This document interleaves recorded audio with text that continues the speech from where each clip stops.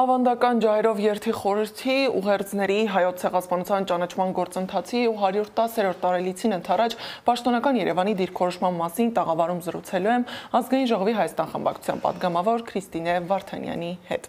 Բարի երեկո Տիկին Վարդանյան։ Սկսենք ջահերով երթից 26 տարի առաջ ստեղծված ավանդույթի հիմքում ինչն է եղել, որն է ջահերով երթի խորհուրդն ու ասելիքը։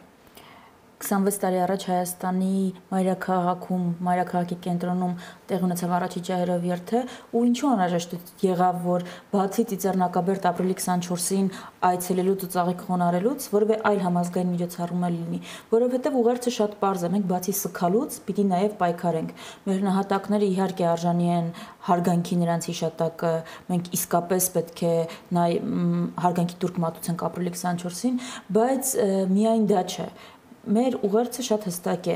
եթե մենք ուզում ենք ցեղասպանությունը չկրկնվի, եթե մենք ուզում ենք մեր իրավունքները պաշտպանվեն, դրա համար պայքար է պետք։ Դրա համար է ջահերով երթի խորհուրդը պայքարն է։ Ջահը խորհրդանշում է նախ իսկապես նահատակների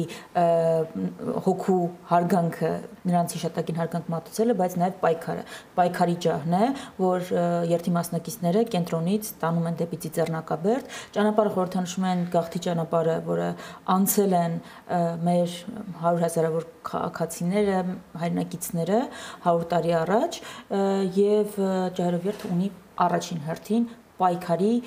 խորհուրդ։ Պատահական չէ, որ հենց երիտասարդներն են նախաձեռնել, որովհետև պայքարի ջահը, պահանջատիրության ջահը, առաջին ջահակիրները երիտասարդները պիտի լինեն, սա է ջահերով երթի խորհուրդը։ Տիկին Վարդանյան, 2020-ի պատերազմից ու հատկապես 23-ից Արցախի հայաթափումից հետո ինչն է փոխվել արդեն այսօր այս վիճակում, ինչ խորհուրդ ունի ջահերով երթը։ Ջահերով երթը մինչև 2018 թվականի Հայաստանը միջոցառում էր համազգային, որը գալիս է լրացնելու պետության կողմից իրականացվող այ միջոցառումների շարքը, որը գալիս էր օգնելու ցեղասպանության միջազգային ճանաչման համար ընթացող արշավին, որը ամբողջ աշխարհում տեղեր ունենում պետության ջանքերով եւ այստեղ այլ ակտորները, կլինի դա կուսակցություններ, կլինի այլ կազմակերպություններ իրենց ջանքերով ներդրումն էին ունենում իրենց այդտեղ։ Հիմա 2025 թվականին հասել ենք այնտեղ, որ ջահերով երթը միակ միջոցառումն է, որը կազմակերպվելու է ցեղասպանության 110-ամյա տարելիցի առթիվ։ Դուք ինձ այլ միջոցառում չեք կարող ասել։ Պետության կողմից կազմակերպված առաջին հերթին։ Ապրիլի 24-ին, այո, մարդիկ գնալու են եւ սգալու են, իսկ որևէ այլ միջոցառում մենք ունենք, որի ընթացքում խոսելու ենք, որ իրավունքներից որտեղ ներգրավելու ենք նաև միջազգային լրատվականներ օրինակ, որտեղ կոչ ենք ուղղելու Թուրքիային, մեր ասելիքն ենք ասելու, ունենք այլ հարթակ կա, իսկ կարիքը չկա դրա,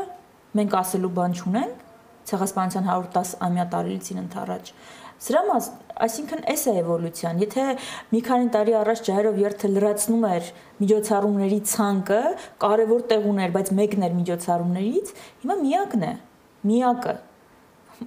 այլ ուղերձ ունեցող էլ անգամ չկա։ Ու այս կոնտեքստում է, որ հատկապես այս տարի ջահերով երթի մասնակցությունը յուրօրինակ պատասխան է ուրացման քաղաքականությանը, որ Հայաստանում ընթանում է, որը ֆիքսել են արդեն միջազգային նաև հեղինակավոր ինստիտուտները, ցեղասպանության ճանաչման Լեմկինի ինստիտուտը, պատասխան է նաև այս Թուրքիայի պահանջները կատարելու ուղերձին։ Մենք տեսեք հայտարարում են 3 բառացիորեն Նիկոլ Փաշինյանը կրկնելով Ալիևի պահանջը, որ Սահմանության նախաբանից պիտի դուրս գա անկախության հռչակագրի մասի հղումը։ Մենք այս դրվագին անդրադառնում ենք հիմնականում Արցախի ինքնորոշման իրավունքի պաշտպանության կոնտեքստում, բայց մոռանում ենք, որ անկախության հռչակագրում մի կետ էլ կա, որ միշտ խնդրահարույց է եղել մեր ճշնամիների համար։ Դա այն կետն է, որ Հայաստանը պետք է աջակցի իր ջանքերով ցեղասպանության միջազգային ճանաչման գործընթացին։ Ու անկախության հռչակագրի հեռացում Սահմանությունից Թուրքիայի պահանջն է մշտապես եղել նաև։ Այսինքն այս գործընթացին է պատասխանը, որ համաձայն չենք սրա հետ, չենք ուզում Հայաստանում Ալիևի եւ Էրդողանի պահանջով սահմանադրություն կարվի։ Դրա համար է ջահերով երթը մոդիֆիկացվել է։ Եթե մենք առաջ միայն արտաքին ուղերձ էինք հղում թշնամիներին, հիմա ներքին ուղերձ ենք նաեւ հղում այդ թշնամական գծին հավատարիմ գործող Հայաստանի իշխանություններին։ Սա են փոփոխությունները, որ տեղ են ունեցել։ Ես հույս ունեմ, որ ջահերով երթը հնարավորին շուտ կվերադառնա իր սկզբնական ակունքներ, բայց քանի իրավիճակը այսպիսին է, մենք ուղերձների հասցեատերերը մի քանիսն են։ 2020-ից հետո նաև այդտեղ ավելացել է Ադրբեջանին հղվող ուղերձը 2023-ի էթնիկ զտումից հետո այդ ուղերձը ավելի հստակ է դարձել, որտեղ 2023-ին կրկնվեց Արևմտյան Հայաստանում տեղի ունեցածը փաստացի 21-րդ դարի պայմաններում։ Այսպիսի փոփոխություններ է կրել օբյեկտիվ իրականությունից ելնելով միջոցառումը։ Դեռևս կխոսենք 110-րդ տարելիցի հետ կապված կառավարության միջոցառումներին նախատեսած, բայց մինչև այդ այսօր փորձում են ջահերով երթին տալ քաղաքական նշանակություն։ Որն է այդ թեզը առաջ տանելու նպատակը ըստ ձեզ։ Քաղաքական առումով դա քաղաքական միջոցառում է։ Մեր ազգի իրավունքները քաղաքական ինչ-որ ներողություն, ընդվզում, ընդդիմություն կամ իշխանափոխության տանելու, այսինքն այդ առումով տալիս են քաղաքական աստար։ Մինչդեռ դուք էլ նշեցիք, որ ջահերով երթը պահանջատիրության երթ է եւ պահանջ է ուղղված թշնամուն։ Լայն առումով քաղաքական է, եթե խոսք են շահարկումների մասին է, որ դերակատարներ տարբեր ոչինչ չանելով, իրենք չնախաձեռնելով, ուղղակի սպասում են, երբ կգա ջահերով երթի օրը եւ կպահանջեն ջահերով երթից գործողություններ, որոնք օբյեկտիվորեն երթը չի կարող իրականացնել, որովհետեւ երթի խորհուրդը պարզ է պայքար մեր անժամանցելի իրավունքների համար։ 2022-ին փաստացի ջահերով երթը դարձավ ներքաղաքական շարժման յուրօրինակ սկիզբ, որովհետեւ Ինչու դա այդպես եղավ, որովհետև այն իշխանությունը, որ մենք հիմա ունենք, համահունչ է գործում թշնամական օրակարգին, բայց որպես այդպեսին ջահերով երթը կազմակերպվում է ՕԻԴ Հայաստանի երիտասարդների ուսանողական միությունների կողմից եւ կազմակերպվում է շատ պարզ ուղերձով եւ հստակ պարզ ուղերձով պահանջատիրություն, պայքար մեր անժամանցելի իրավունքների համար։ Այդ պայքարը ուղղվում է իշխանության դեմ, որովհետև իրենք են հրաժարվում այդ պահանջից։ Բայց ունի խորհուրդ կոնկրետ, որի համար մարդիկ գալիս են ապրիլի 23-ին։ Հիմա դրանից դուրս փորձել արհեստական օրակարգեր բերել այդտեղ, դա մի վերջնարդյունք է ունենում։ Դա վնասում է փաստացի հիմա միակ միջոցառումը, որը ուղղված է Թուրքիային եւ Ադրբեջանին պահանջատիրության կոնտեքստում։ Այսինքն, եթե այդպիսի դիլեմա է դրվում, եթե ջահերով երթով իշխանափոխություն չի լինում, ինչ իմաստ ունի։ Թուրքիան եւ Ադրբեջանը ուզում են, որ ջահերով երթ չլինի Հայաստանում եւ այդ դեպքում ինչ իմաստ ունի մեր բոլորին ընդհանրապես ապրելը, եթե հաջորդ մեր քայլով իշխանափոխություն չի լինում։ Այդ կոնտեքստում չի, մեզ համար կարեւոր է, որ վառ պահել հիշողությունը, դե ցույց տալ, որ հայ հասարակությունը հաշ չէ ուրացման հետ, մեծացնել գնալով մեծացնել են մարդկանց թիվով, ովքեր հասկանում են ինչ քաղաքականություն է տարվում, եւ ջահերով երթը այդտեղ անկյունաքարային նշանակություն ունի։ Դա որևէ կերպ կարող է նպաստել Հայաստանում իրավիճակի փոփոխությանը։ Այո, վառ պահելով հիշողությունը արդեն իսկ նպաստում է։ Կլինի այլ քաղաքական կոնյունկտուրա, զարգացումներ, որտեղ ջահերով երթը կարող է իր լուման ներդնել։ Այդտեղից որևէ խնդիր չի եղել, բայց եթե չկա որևէ զարգացում ջահերով երթից պահանջել այն, ինչ պիտի անեն այլ դերակատարները եւ այսպես հարցականի տակ դնել, դա մի քիչ անհասկանալի է դառնում, որն է այդ թիրախավորման նպատակը։ Այս տարի լրանում է Հայոց ցեղասպանության 110-րդ տարելիցը, պետական մակարդակով ոչինչ նախատեսված չէ, համենայն դեպս կառավարությունը դեռևս ոչինչ չի հայտարարել։ Սա ինչպես կմեկնաբանեք, գնում ենք բարեկամության, մոռանալով պահանջատիրության մասին։ Կմեկնաբանեմ Թուրքիայի եւ Ադրբեջանի պահանջները անշեղորեն կատարելու կոնտեքստում բոլոր հայտարարությունները, որոնք հնչում են, զարմանալիորեն Այսինքն զարմանալիորեն որն է պատահական համընկնությամբ այսպես անվանենք օտար դիտողի աչքերում կարող են համընկնում են նրա հետ, որ Հայաստանը որքան սերտանում է Թուրքիայի եւ Ադրբեջանի հետ, որքան հայտարարում են, որ մոտ են հաշտեցմանը, մոտ են Ադրբեջանի դեպքում պայմանագրի ստորագրմանը, այնքան Հայաստանում մեկ ուժեղանում է պայքարը ազգային ուժերի անհատների դերակատարների նկատմամբ, երկու ուժեղանում է ուրացման քաղաքականությունը, ինքնության դեմ արշավը, ես հարց ունեմ, Արարատի դեմ փաստացի Հայաստան մարգարշավը որտեղից սկսվեց, ինչու սկսվեց, այդ սարը մեզ ինչ էր արել, ինչով էր խանգարել, անկախության հռչակագիրը հայ որ մի քաղաքացուն էր խանգարել, ինչ խնդիր էր ստեղծել իր կյանքում, որ դրա դեմ արշավ սկսվեց, ցեղասպանությունը ըստ էության հարցականի տակ դնելը, որտեղից է այդ նարատիվը, ինչու է, որովհետև մարդիկ որդեգրել են հստակ արտաքին քաղաքական ուղղություն, հավատարմություն Թուրքիան եւ Ադրբեջանին։ Ոչ հյուսիս են գնում, ոչ հարավ են գնում, ոչ արևմուտք են գնում, գնում են ուղիղ լայն քայլերով դեպի Թուրքիա եւ Ադրբեջան։ Եթե ես մի քիչ ավելի մուք է հնչում, նկատնում շատ դեպրեսիվ է, թրքացում բառը հնչում, չնայած 2022-ին դիմադրության շարժման կարգախոսի եթե կհիշեք, ոչ Արցախի հայաթափմանը եւ Հայաստանի թրքացմանը, Արցախի հայաթափումը առաջին փուլն էր, թուրքացումը երկրորդ փուլը, բայց եթե շատ խիստ է հնչում այս բառը, այսպես ձևակերպենք Թուրքիա եւ Ադրբեջանի ազդեցությունը Հայաստանում ավելացմանը։ Եվ այդտեղ բնականաբար դուք պատկերացնում եք Թուրքիայի ազդեցության գոտի, այսինքն հիմիկվա Սիրիայում օրինակ պատկերացնում եք հակաթուրքիայի դեմ պահանջով միջոցառման անցկացում։ Ոնց դա կարող է լինել։ Հայաստանում էլ են նույն սցենարը ուզում գործարկել, նույն դերակատարները։ Մեր խնդիրը այն է, որ այստեղ իրենց աջակից են Հայաստանում իշխանություն զբաղեցնողները, սա է հարցը, բուն էությունը, թե չէ թշնամիները այդտեղ չեն փոխվել։ Տիկին Վարդանյան, Փաշինյանը հանդիպել է Սփյուռքի տարբեր համայնքների ներկայացուցիչների հետ նախորդ ամիսներին, ու այդ հանդիպումները տպավորվել են նրա բավականին վտանգավոր տողատակերով, հայտարարություններով, եւ դրանց այդ հայտարարությունները վերաբերվում են նաեւ հայոց ցեղասպանության եւ հայոց ցեղասպանության պահանջատիրության ու հայոց ցեղասպանության ճանաչմանը։ Ինչպես են դրան արձագանքում Սփյուռքի կառույցները, սա արդյոք եւս մեկ պատճառ է, որը ավելի է խորացնում այն անջրպետը, որը կա Հայաստան-Սփյուռք հարաբերություններում։ Չի կարող այդպես չլինել։ Սփյուռքը, հայկական ավանդական Սփյուռքը ձևավորվել է ցեղասպանության հետևանքով, ցեղասպանությունը ծանր պատմական իրողություն է, դա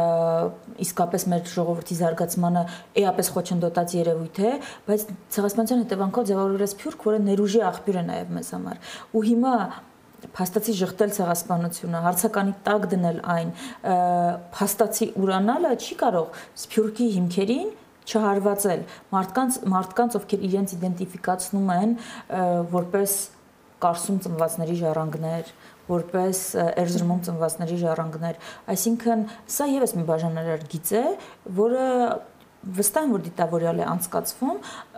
օտարելու Սփյուռքին Հայաստանից, ջլատելու մեր ներուժը, այս հայտարարությունները, գիտեք, 2020 թվականի Արցախյան պատերազմից հետո դա ամենամեծ հարվածն էր, որ հայկական Սփյուռքին հասցրվեց, որովհետև կազմակերպված Սփյուռքի համայնքները առանցքն էր վերջին 30 տարիներին Արցախը։ Երբ վերացնում ես առանցքը, ծրվում է առանցքի շուրջ կուտակված ամեն ինչ։ Երկրորդ հարվածը դա երկրորդ առանցքը վերացնելն է կազմակերպված Սփյուռքի օջախների եւ դա կարող ենք տեսնել ամենտեղ, ավանդականորեն ուժեղ մեր համայնքներում։ Սա հիմք է ապաթիայի տարածման, հուսալքության տարածման, որովհետև ելի եմ կրկնում, թշնամին միշտ հայտնի է եղել, թշնամու ուժերն էլ, բայց իրենց գերազանցությունը այդ ուժերի երբեք խոչընդոտ չի հանդիսացել կամ հուսալքության աղբյուր չի հանդիսացել պայքարը շարունակելու, բայց Սփյուռքը հիմա մի իրավիճակում է, երբ իր սեփական պետությունը, որի հետ ինքը հույսեր է կապել, որի երազել է ի վերջո մի օր այստեղ հաստատվել, գործում է իր դեմ եւ գործում է իրեն հակառակ կամ իրեն օտարում է այդ պետությունից։ Ու այս իրավիճակում կարծես մի տեղ է, որտեղ հակառակորդը երկու կողմում է։ Ու այս իրավիճակը բնականաբար ավելի է հուսալքում, ավելի է հետ պահում գործողություններից, բայց նաեւ հակազդեցություն է առաջացնում, չկա ազդեցություն, որ հակազդեցություն չառաջանա։ Մենք այդ հակազդեցությունը տարբեր դրվագներով տեսնում ենք եւ ցույցերի միջոցով եւ նշեցիք Փաշինյանի այցերը, իսկ այդ այցերի կադրերը տեսել եք, շատ դժվարությամբ են այդ այցերը կազմակերպում, պատահական չէ որ լեփլեցուն դահլիճներում չեն, մի քանի մարդիկ են, դե պատկերացրեք պետության ղեկավար ով գնա որևէ համայնք ու չկարողանա ասենք 10 մարդու հետ հանդիպել։ Կարողանում են մի քանի կադրի համար կազմակերպել այդ հանդիպումները, բայց լեփլեցուն դահլիճները չեն էլ ձեռքերի վրա։ Անկամ Գերմանիայի դեպքում իմացանք, որ որոշ կառույցներ նույնիսկ հրավեր չեն ստացել։ Ոչ թե որոշ կառույցներ, սովորաբար հիմնական կառույցները չեն ստանում եւ տարբեր անհատների միջոցով, այդ թվում նաեւ դեսպանատան աշխատակիցների եւ ընտանիքի անդամների միջոցով այդ նկարները ստացվում են։ Այսինքն եթե Փաշինյանը ուներ 2018-ին աջակցություն լայն Սփյուռքում, դրանից հիմա փշնանքներ չեն մնացել եւ դա այս վարած քաղաքականության հենց արդյունքն ու հետևանքներն է եւ նաեւ այն բողոքի ցույցերը, որ մենք տեսնում ենք, հիմա ելի եմ կրկնում, սուրը, որը միշտ ուղված է եղել, սլակները, որոնք միշտ ուղված են եղել Թուրքիային եւ Ադրբեջանին, դարձել են հիմա երկսայր եւ ուղղվում են նաեւ Հայաստանի իշխանություններին։ Դա այս հայտարարության եւ քաղաքականության պատճառով է, որ իրենք վարում են։ Տիկին Վարդանյան, այս պարագայում, երբ գործող իշխանությունը պետական ազգային շահ հետապնդող բոլոր հարցերը կարծես հանում է օրակարգից, ինչպես պիտի աշխատի ընդդիմությունը Սփյուռքի կառույցները ցեղասպանության ճանաչման հարցում արդյունքի հասնելու համար։ Կան հարցեր, որտեղ արդյունքի հասնելու համար չես կարող առանց պետական աջակցության։ Որևէ այլ ակտոր չի կարող իրականացնել պետության գոյության պայմաններում պետության ֆունկցիան։ Դա պարզ է, բայց ո՞րն է այստեղ այլ ընտրանքը։ Լավ, հիմա իշխանություն զբաղեցնողները մոռանում են, ուրանում են, ժխտում են, չեն սպասարկում հայկական շահերը։ Այդ դեպքում ոչ պետական այլ ակտորների, ովքեր ազգային շահերը սպասարկողներ են, իրենց իդենտիֆիկացնում, ո՞րն է անելիքը։ Հնարավոր բոլոր ռեսուրսներով սպասարկել առաջնահերթությունները ազգային, անել ամեն ինչ, որպեսզի ազգային առաջնահերթության համարվող հարցերը լինեն, մնան օրակարգում, այնքան ժամանակ մինչև Հայաստանում կձևավորվի ազգային շահերը սպասարկող իշխանություն։ Հիմա եթե կտեսնեք գերիների հարցից մինչև ցեղասպանության ճանաչման հարց, մինչև Արցախի վերադարձի պաշտպանության հարց, մնացել է փաստացի գերիների դեպքում գերիների հարազատների, հայ առաքելական եկեղեցու, ավանդական կուսակցությունների ուսերին։ Միջոցները սահմանափակ են, այո, սահմանափակ են։ Կարող ենք արդյոք պետության ֆունկցիա իրականացնել, ոչ չենք կարող, բայց կարող ենք այն մեր նվազագույն առաքելությունը իրականացնել, չփակել դուռը, չփակել հարցերը պահել օրակարգում, մինչև իրավիճակը փոխվի։ Այո, կարող ենք եւ պետք է անենք ամեն գնով։ Սա նույնն է նաեւ ցեղասպանության միջազգային ճանաչման հարցում։ Մենք իրավունք չունենք, ով իրավունք ունի Երազումում ծնված հայի փոխարեն փակել իր պահանջատիրության դուռը։ Ով կարող է դա անել։ Ավանդական կուսակցությունները, հայ առաքելական եկեղեցին հիմա իրենց վրա են փաստացի վերցրել պետական ֆունկցիաները, դա իհարկե իրականացնում են ուժերի ներածին չափով, բայց դա նաև առաքելություն է, այսինքն կարող ենք արդյոք այստեղ հասնել այն արդյունքներին, որ պետության աջակցության դեպքում կարող, ոչ չենք կարող, դա միֆ է, պետությունն է միայն որ կարող է որոշ հարցեր լուծել, բայց կարող ենք արդյոք թույլ չտալ մոռացության մատնել, ես կարծում եմ, որ այո, եւ մեր բոլոր ջանքերը դրան են ուղղված։ Շատ շնորհակալ եմ հարցազրույցի համար։ Հիշեցնեմ, ես զրուցում եմ ազգային ժողովի Հայաստան խմբակցության պատգամավոր Քրիստինե Վարդանյանի հետ։